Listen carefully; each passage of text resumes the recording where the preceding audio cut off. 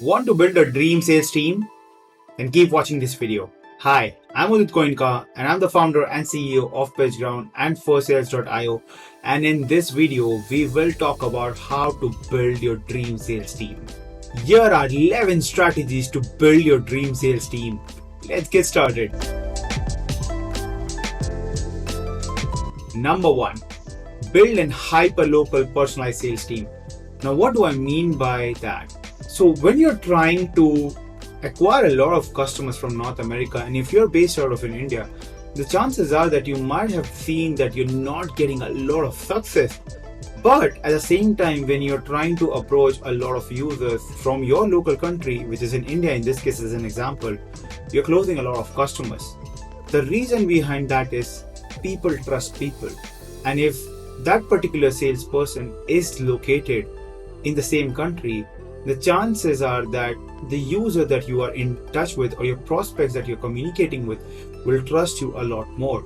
And this is why it's recommended to always build a hyper-local personalized team, because this will help you to sell more. Number 2, build a rock solid resource pages, which is training videos. Whenever you're onboarding a new sales team member, every single day for you as a startup, it's going to cost money. And you have to make sure that you make your new sales team member get go as soon as possible. For that to happen, you have to ensure that you have the right training materials. So I would highly recommend you setting up a learning management system, upload about 5 to 10 videos about your product, about your team, about your culture, how you operate your workflow, how to use a specific CRM, every single detail, just document it in the form of a video and then put it up on an LMS system. And as soon as you onboard that new sales team member, let them walk through that entire pieces of video. When you do this, they will be ready a lot faster and they would be able to deliver far better results than someone who has no clue about your organization or someone who is not really well trained. So this is why it's highly recommended that you use videos. You can also sort of do a weekly live training that would work out great. But more importantly, what I would recommend, and that has worked out brilliantly for us, is record videos so that your sales team members can go back and revisit those videos whenever required. Number 3, build a good product deck. Now, what is a product deck? Usually you might have heard pitch decks, but product decks are often termed as sales deck, where you are preparing the entire deck usually in a PAS format, which stands for problem, agitation, and solution.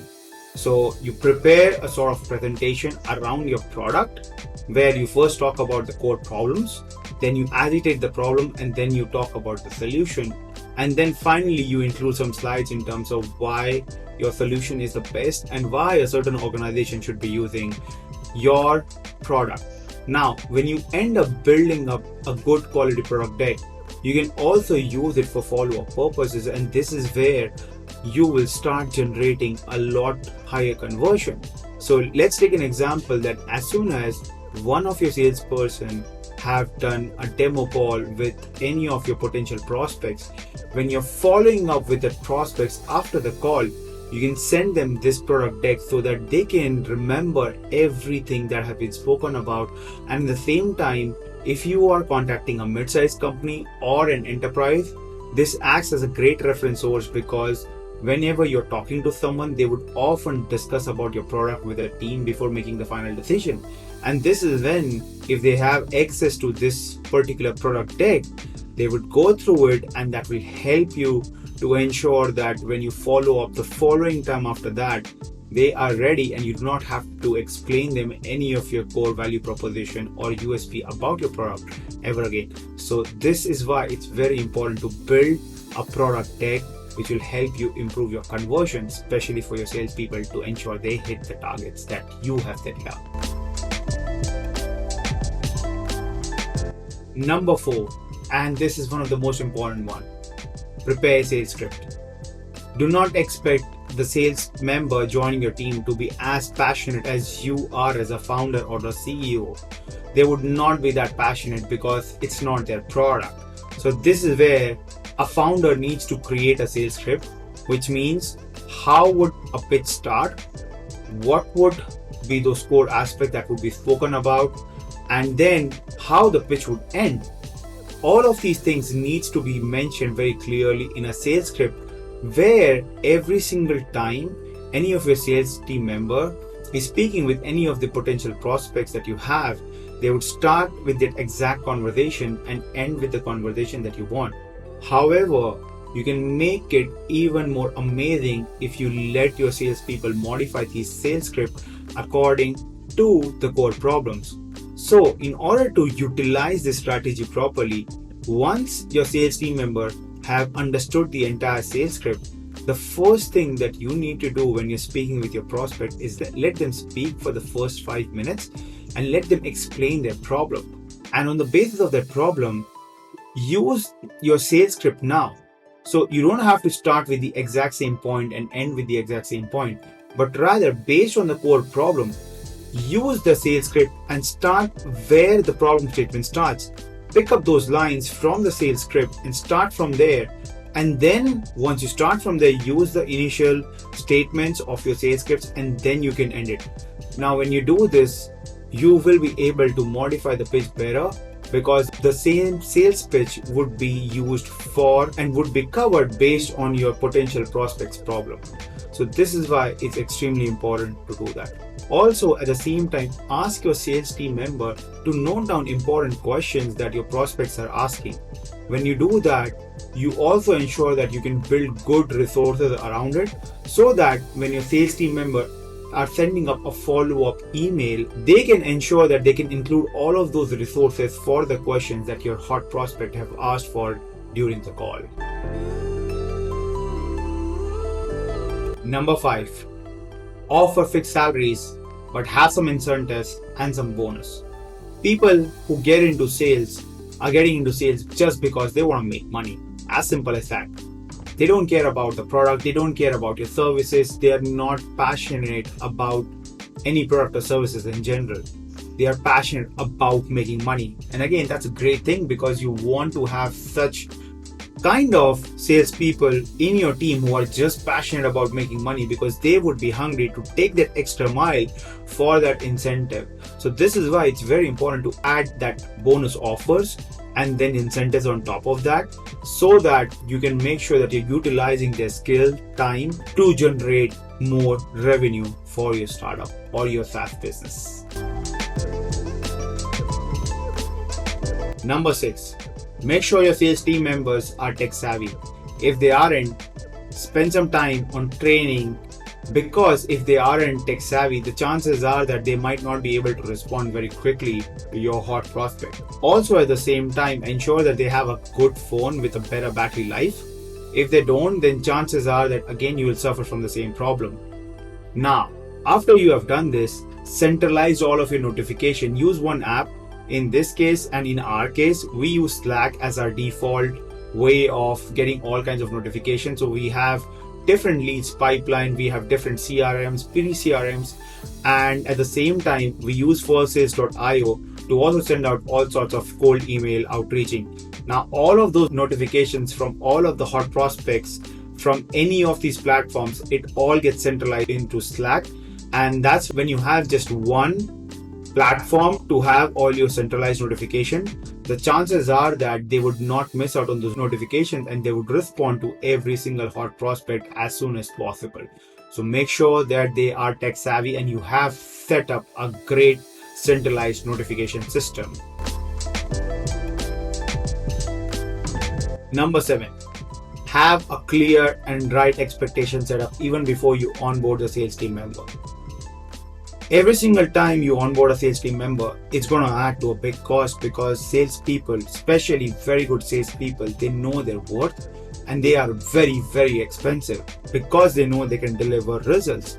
So this is why you need to ensure that you set up those results, and in case if they do not meet those results, what would be the consequences, and at the same time have a clear exit clause. because sales is such a high demand oriented job. It also has its own perks and rewards. You have to ensure that you are protecting yourself as a company and ensuring that you have those right exit clauses in place, implemented in your contract from day zero. Number 8, record each and every sales call. And once you have recorded each and every sales call, you as a founder need to go through each of those sales calls and understand and analyze each of those calls and then give the right feedback to your sales team member. If you're not going to do this, they would not improve, and if they do not improve, they will not have better closures. So you as a SaaS founder, you have to ensure that you give that time, especially until the sales team member closes at least 20 to 30 B2B customers for you. Number 9, the reason someone gets into sales is purely because they want to make a lot of money. And sales do offer an opportunity for anyone to make a lot of money. And this is why, in order to ensure that you get and keep and retain the best sales people in your team, keep challenging them, keep giving them new targets, let them give an opportunity to make more money. Because if you're not going to do that, the chances are that you're not going to retain your best sales team member. So keep giving them fresh targets and you make more money and let them make more money. Number 10, get some softwares. Majority of the time, the reason why so many early stage SaaS companies fail is because they do not have a sales process on their end. You cannot expect a salesperson to come in and build that process for you unless and until you're hiring a chief sales officer or a head of sales. If you aren't, do not expect them to come and build your sales process. You as a founder need to build your own process and get your processes ready, which involves having the right tech. Earlier in this video, I was talking about how we at PitchGround and 4Sales have centralized all our notification system on Slack, and then we use 4Sales.io to send out those cold emails. We use a specific CRM at the same time. We use a pre-CRM at the same time to pre-qualify those leads.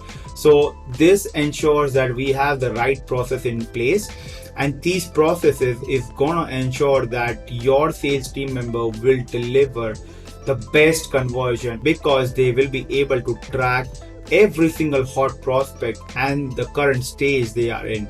So make sure that you take the time to build these processes and use the right software. Please do not use Google Sheets or Microsoft Excel for your sales processes, because if you're doing that, you're really missing out on building one of the best sales operating processes for your business in 2022. Number 11, and this is my favorite one, celebration. Every time you close a customer, celebrate it with your team. Let them know that the closure has happened. Let them enjoy, you enjoy. Get on a Zoom call if you're a remote team. Have a sip of coffee, or if you have an offline office, sit down, grab a cup of coffee, talk about it, enjoy, celebrate, have some smiles, share some smiles, crack some jokes, because ultimately, when you're building a team, you need to have all of these aspects as well, because when you have growth and when you celebrate these small wins, it will lead to much bigger wins in the future. I hope this video was helpful and you have learned some great new points. If you did, please ensure to subscribe to my channel, as that will inspire me to keep working on all these videos for you, and I will keep recording some great insightful videos for you. If you have any questions, use the comment section, drop your question below, and I'll get back to you right away. Until then, see you in the next video.